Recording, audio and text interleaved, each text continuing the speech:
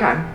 This has been my first year in preschool with a class of my own, teaching alongside another queer neurodivergent educator, and we have been rocking our twos class. We've been talking about gender and skin color and consent and empathy and our bodies and autonomy. It's been fabulous.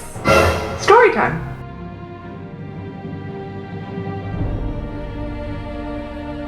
But our teaching team is shifting and a new person is being onboarded, someone with many years of experience.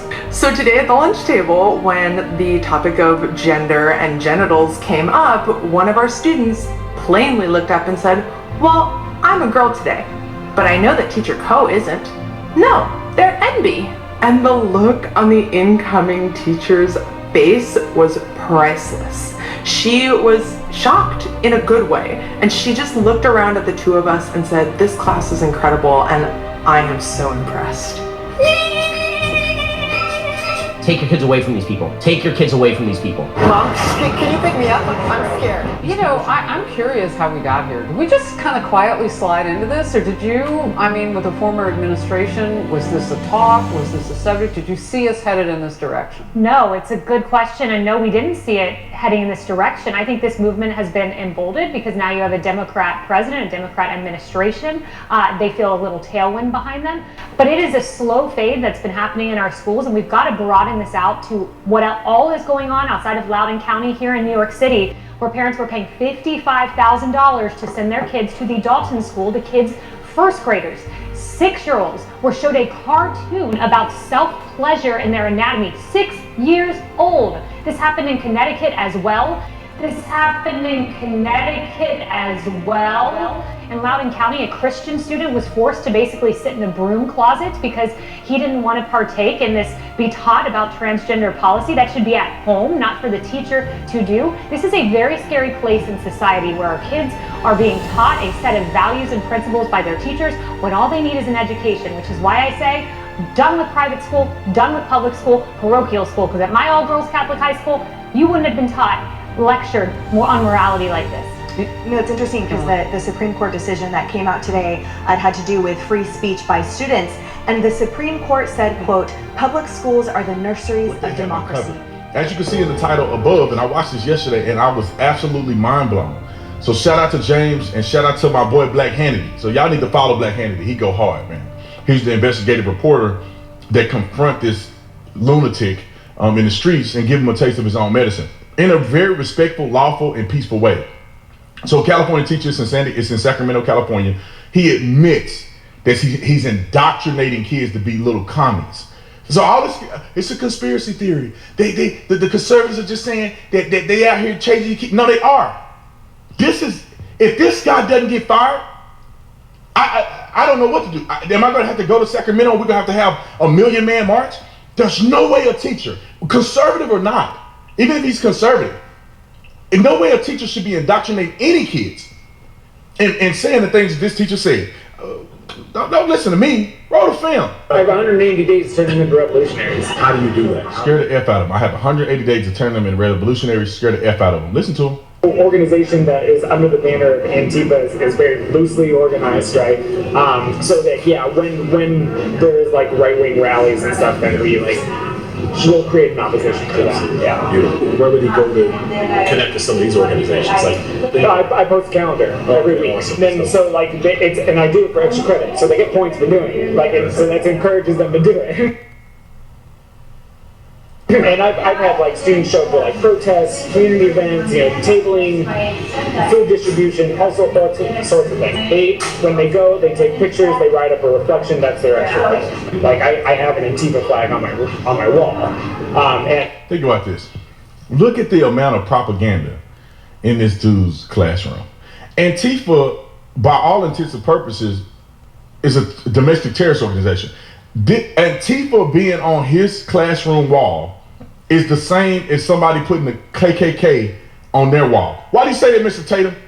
Antifa is one of the most violent domestic organizations in the country, pushing fascism.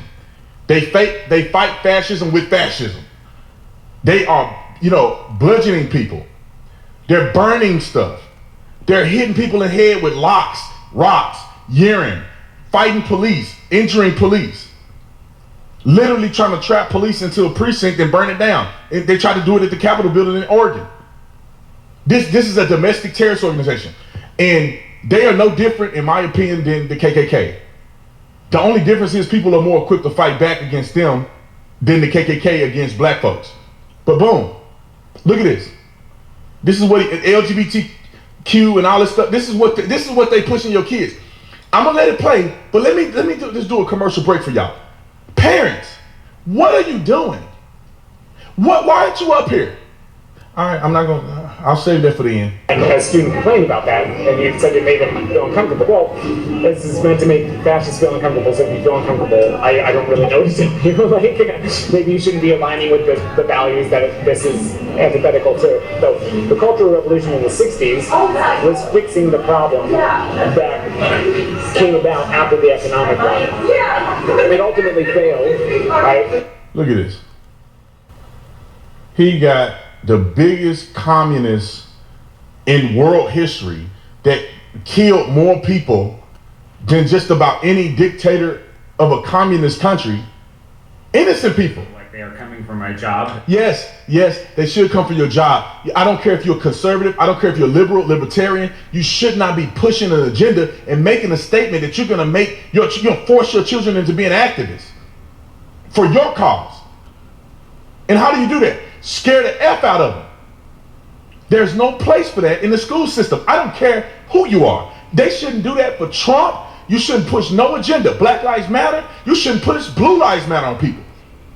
You should not try to thrust them into being a particular activist.